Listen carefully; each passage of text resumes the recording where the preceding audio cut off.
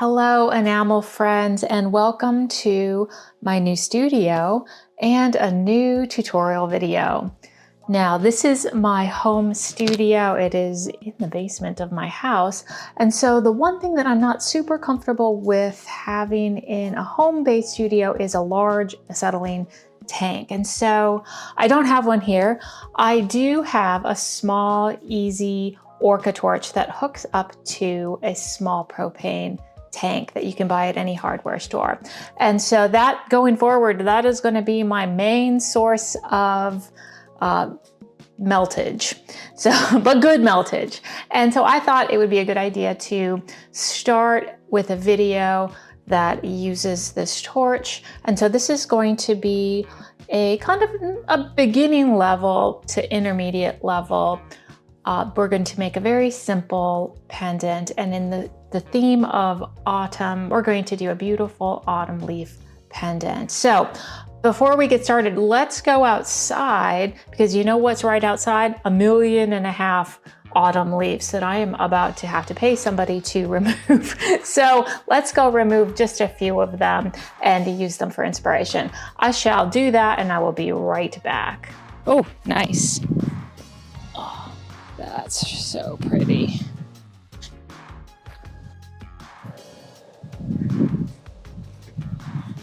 Oh, gorgeous.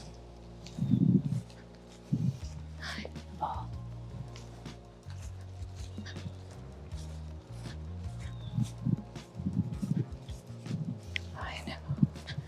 That's lovely.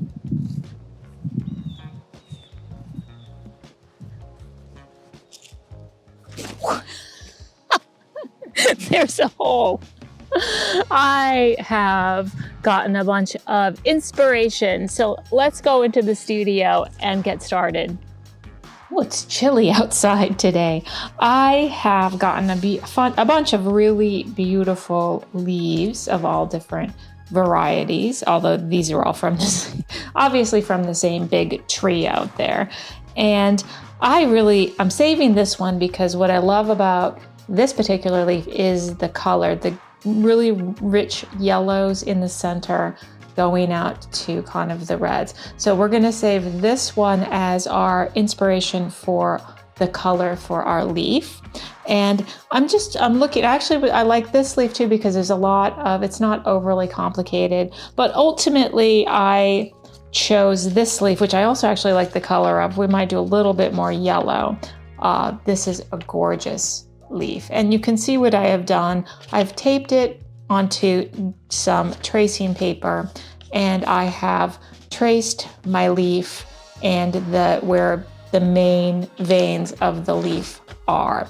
And obviously this is far too big of a piece to wear as for me anyway. And also there are some limitations to using a smaller propane torch versus the acetylene, and one is it takes longer, and you're limited a little bit more in how large you can go. And even honestly, this is huge. So what I did was, I did a little bit of behind the scenes work is I scanned it using my little printer and I shrunk it down because I was thinking that I really want it to be about 1.5 inches tall because I don't want it to be too big, but you can decide how. And I actually did this shape as well, thinking if I wanted to change, but I actually kind of like how this one looks. And I'm gonna go ahead and put I'm gonna drill a hole where the bail is gonna go. So we start with the leaf,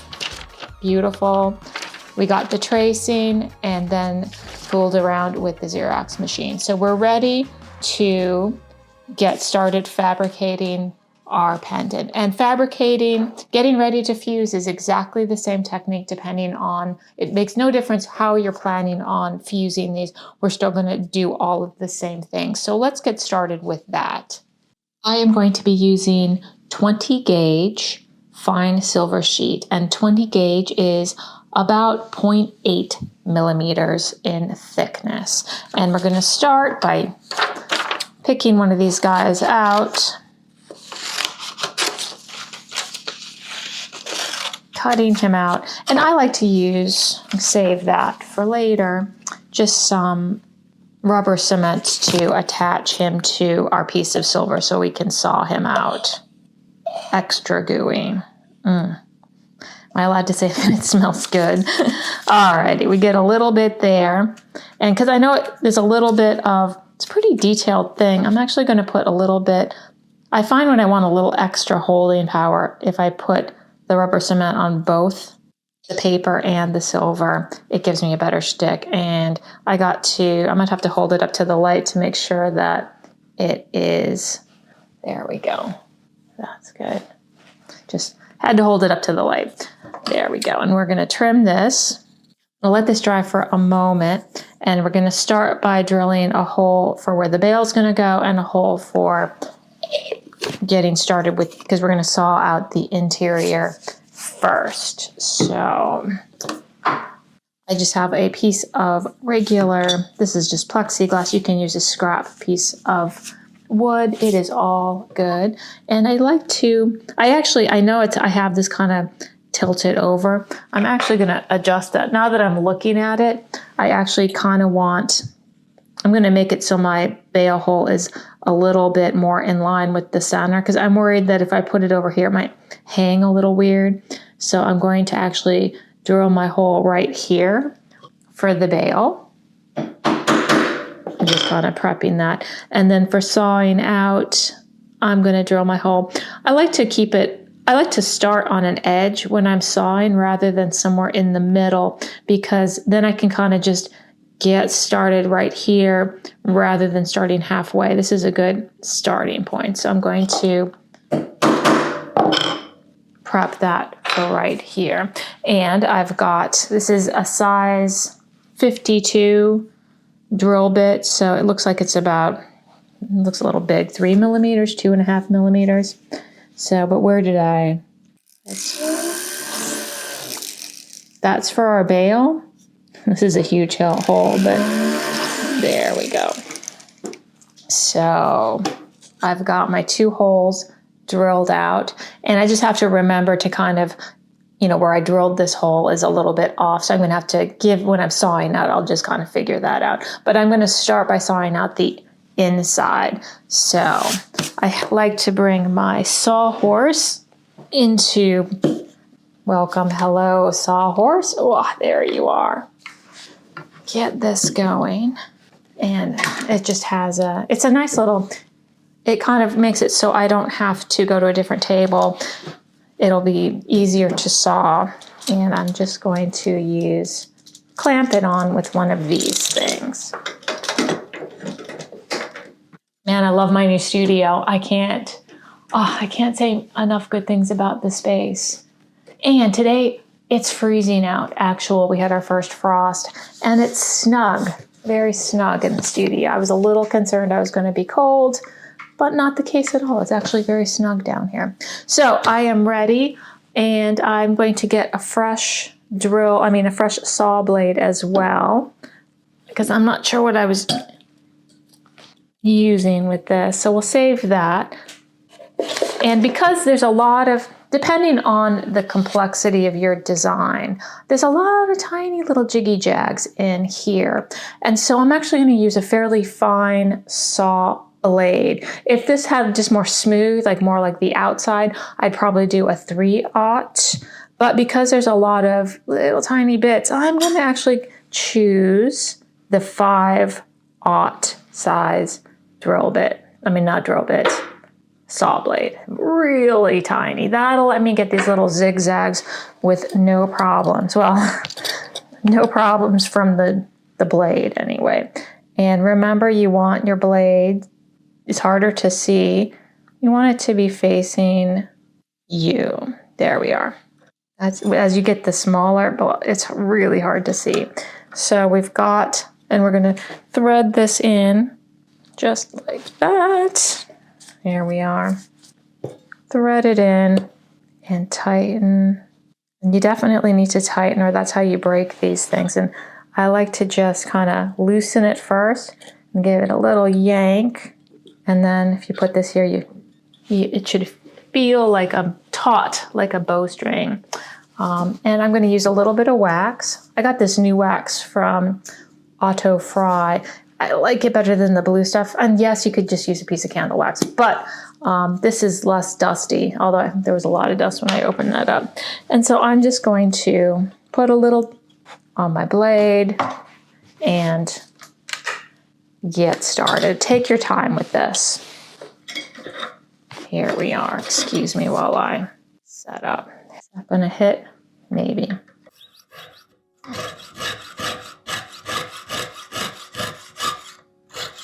And when you're sawing these out, it's important to keep your saw blade over this little thing and really support the piece as much as you can. And don't let it come up and down. So use these two fingers to hold your silver down. Also, relax the muscles in your jaw. Don't be clenching, because the saw knows when you're clenching.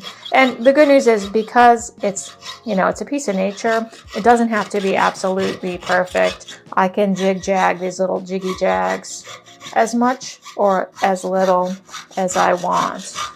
But you can see with the exterior design, I kept it a little bit less jiggy-jaggy. That's just because I didn't want to do a million little files.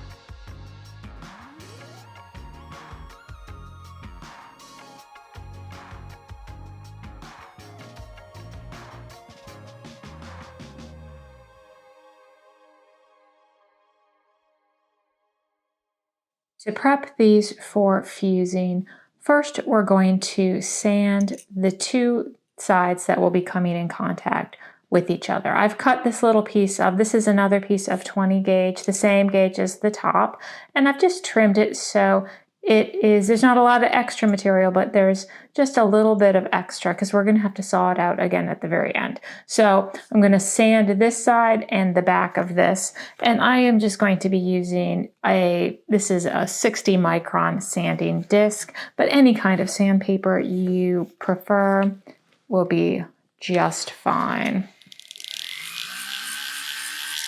This is just going to scuff everything up and help the silver molecules grab onto each other and fuse together. So just a little bit there, and I marked the front, yes, so I'm going to do the back.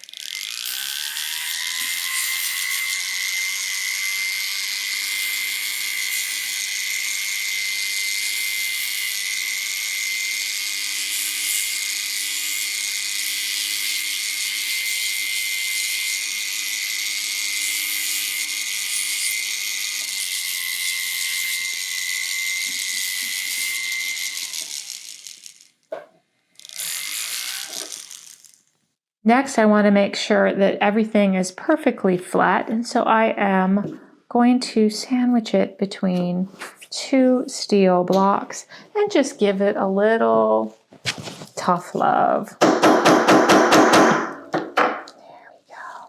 And I'm going to do both.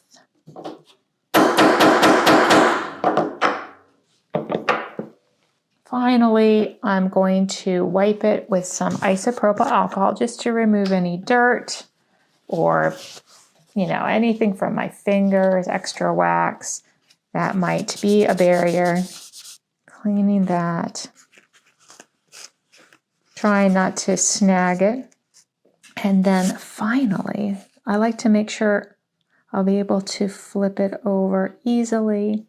Finally, we're going to be using, this is a mixture of cupric acetate reagent mixed with some Clearfire. This is just a copper solution that is going to assist in the fusing process. It's going to help create a eutectic bond between this silver. If you want, there's a video about how to make this. It's real easy, so go watch it. It's just 2 ingredients. So it's not 100% necessary to fuse, but it just makes it easier. So I'm going to paint some of this on one side of my top piece. Neatness counts. If you get this all over, you'll get a little bit of reticulation when where this stuff goes. So you want a nice even coat, but you don't want to just slop it all around. And then just carefully tip it. I'm going to let this dry for about 15 or 20 minutes because if there's any moisture in here and we heat this up with the torch, it might shift around, which we don't want. So we're going to let this dry and we will be right back and we'll start getting the torch set up for fusing. Welcome to my fusing station. This is what I have set up today. This right here is an Orca EZ torch. I'll put a link to where you can purchase this torch online. It's about $120, so it's a good price. And I have a small canister of propane that I bought at the local hardware store. And we're going to just get this set up and hope for the best as far as fusing goes. I've practiced on this, but I am not a perfect expert. There's just a little bit, things go a little bit slower with this, and it's a little bit more finicky. So there's a slightly bigger learning curve with this, but it can be done, and this is what we're going to be doing moving forward. So let me tell you how we set this up. A few things before we dive into the actual fusing. It's important, this is just a little tiny propane tank, and you can see I've attached it. I've just tightened it with my hand, no need to over tighten it, but it's important that it stays upright and you're not just letting it kind of like willy-nilly roll around on your bench, just for safeties. I have it inside this little box thing with some of my little heavy weights just to make sure that it's not going to be tipping over, because when you're pulling this handle, trust me, this thing's going to want to go all over the place. So make sure that is secure. And once you have it connected. It's important to do this every time. You don't have to actually use this particular project. Some soapy water will be just fine. But I do like to put a little bit of this on all of my little things, and I'm looking for bubbles, and that's looking good. It's also a good idea to check your connectors right here and make sure that there are no bubbles. If there's any kind of a leak, you'll see big fat bubbles. So that is a good indicator that we're ready to go. And so we're ready to light the thing. And there's basically, it's very, very basic. This I've already turned on. So I've turned this on at the base right here. And then this turns on just by like this. Just give it a little twist. There's one other thing that you can adjust, which is right now it's just pure propane. And if you turn this little nozzle and open it up, you can see these these tiny little holes in there. It's going to pull in oxygen from the air. So I kind of start it with no oxygen because the oxygen is going to what gives it the oomph. So the only other thing you have to worry about is there's no worrying. It does kind of get hot when you are really doing a lot of the fusing all at once. So either maybe wear a little glove on your dominant hand if you need to make adjustments, or make sure you get it adjusted before this whole thing gets a little too hot. So, like I say, you do what you can. So we're ready to light it. I'm going to turn it on right here. You have two options. I've got the basic lighter, which is one of these, and I've also splurged and got a fancy lighter like that. It really depends. This is the cheap option. This was the expensive option, but I love having options. So I'm just going to turn it on a little bit and we'll tap it. There we go. And then I'm just going to give it a little bit of oxygen. See how that, and you just want to adjust it right about like that is just perfect. So let's come over. We're all ready. Look, let me just take a moment and raise it up a little bit. There we go. So the only difference with this is it's a little less strong, so it takes a little bit longer. So I'm going to go a little bit more, maybe a little bit more. There we go. And I'm going to go right in underneath. The other difference that I have noticed with this particular torch is you have to be a little bit farther lower down. If you go too close, you're not going to get the heat. So about an inch lower, it doesn't have that perfect blue cone, but you're going to just take your time with it and heat the whole piece up. I've got my pick in my other hand. And I never want to be heating and picking at the same time because I don't want to accidentally melt the pick into it. So if I need to fuss with it, I'm going to take the heat off. But I'm just right now heating up the whole piece and I'm keeping my torch moving.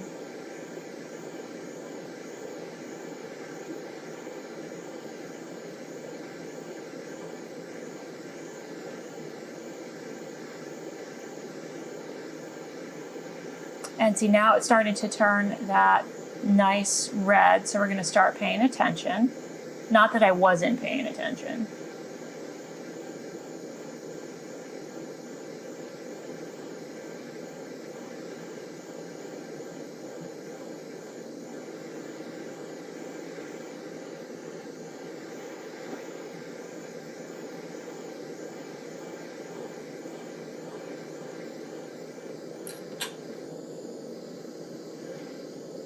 There we go. Pull it down a little bit. There we go. There we go. See how it's starting? I'm just going to keep moving. There we go. Going to the right. I'm just going to pull that melting all the way around one more time. And then I'm going to pull it all the way through to shine up the center. There we go. All done. Now we're going to turn off this. There we go. And when it's cool, we'll get a really good look at it. Honestly, I feel like it takes a little bit more time, but it's a very smooth and it's actually a really good fuse. So we're going to let it cool and we'll have a look at it. We shall be right back. Here it is. It is beautifully fused. And how can you tell if something is properly fused? You're going to be looking at, I'm kind of looking at the inside here, and I'm looking for a white line in between all the spaces, and this is just fine. Like, I'm looking to see if there's any gaps, and I don't see any. I could have done a little bit more melting in the center area. See how there's a little bit of, I should have gone a little bit more, but I didn't want to mess it up. I didn't want to press my luck. So that's fine, because we're going to be texturing that anyway. So our next step is to drill out this hole, and then we can't use our scissors because it's such an odd shape, so we're going to have to saw it out. So let's start by drilling out the hole, and I like to just put my little bit of wax right in that hole, and I don't want to drill right into this, although you can see I have in the past. I'm going to pull up a little bit and drill out that little hole. Now, got that, and now we're just going to carefully saw out the edge. And again, I'm using the exact same saw blade that I used to cut it out the first time, since it's still good. Let's just move up and down, and just take your time. If you have trouble seeing the edge, you could put a little bit of Sharpie. In fact, I'm going to do that right now. Just grab a Sharpie, because sometimes it's hard to see, and I want to make sure I can see where my blade is. So you could get in there. I'll just do it in this little area so I can see the edge like that. See if that helps. You know, it would help would be some more light. There we are. Ooh, too much light.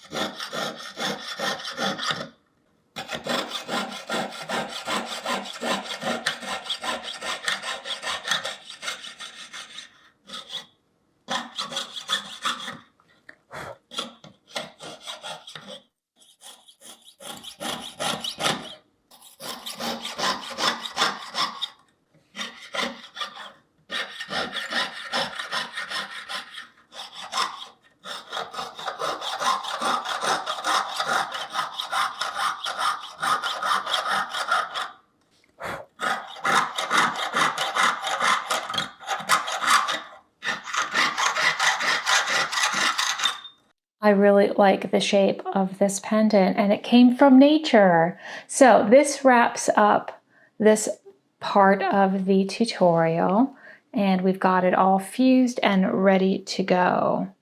And thus ends the first part of our sweet pendant. It's going to be lovely. In our next episode, we're going to finish this base. We're going to get it domed. We're going to think about colors and wires and texture. So that's going to be very exciting. So definitely stick with this project. Also, if you're interested, I will have a kit with the colors, and there'll be a deluxe kit that includes the silver as well. If you're interested, that will be on my Etsy site. So check that out. It'll be called the Autumn Leaf Project. Again, thank you so much for supporting me on my Vimeo channel. I really do appreciate it. And I look forward to finishing this project with you. Take care, everybody.